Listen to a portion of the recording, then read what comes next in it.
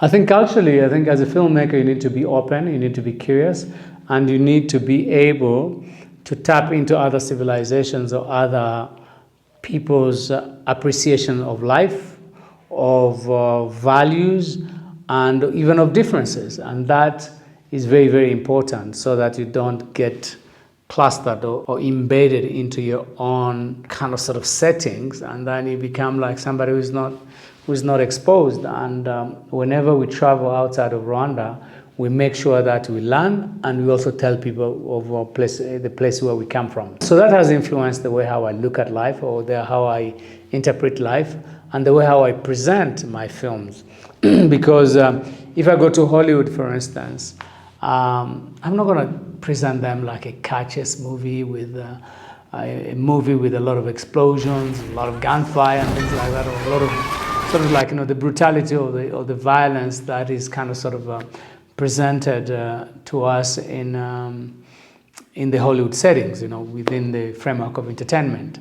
But I also respect that I come from a place that I've experienced, like real life violence, and I come from a place that has experienced something that other people do not have. Like, I have something that Germany does not have. Germany has got something that I do not have.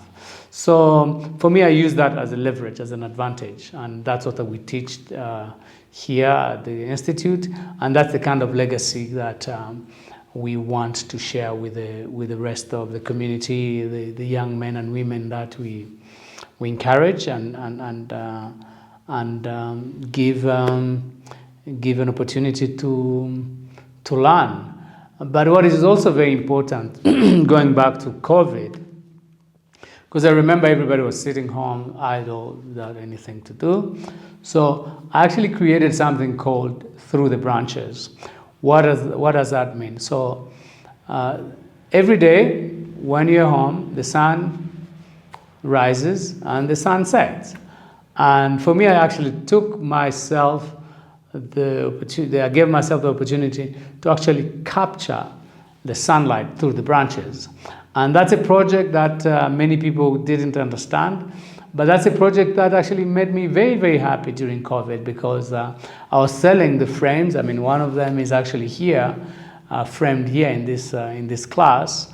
And I would shoot or I'll film or take a photograph of a city, of a building where the ray of suns and the branches will meet. So I'll have like a 3 dimensions. And then I went across the country doing that. And yeah, I was extremely happy to have done that.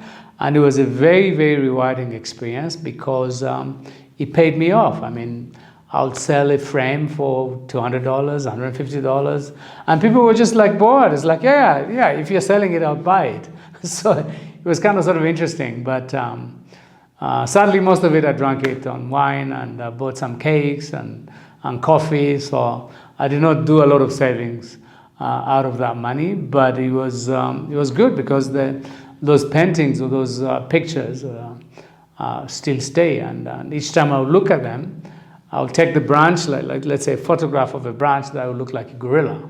And then I'll look at it and say, like, can you see a gorilla in this branch? And people will take 2-3 minutes. They go, yeah, we can see the gorilla. And then I'll take another one by the lake, and then it will be through the branches. And then I'll say, like, can you see a woman lounging by the beach and putting her head behind as if she's suntanning? And it'll take 2 minutes for people to see it, and then afterwards people will see it. So those are the kind of things, those are the metaphor that you do.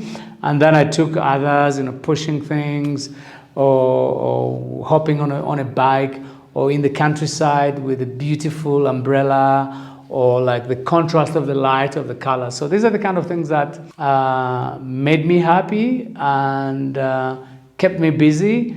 And I believe everybody can do that. And you just have to need to be in a position of creating something that will be life in front of you.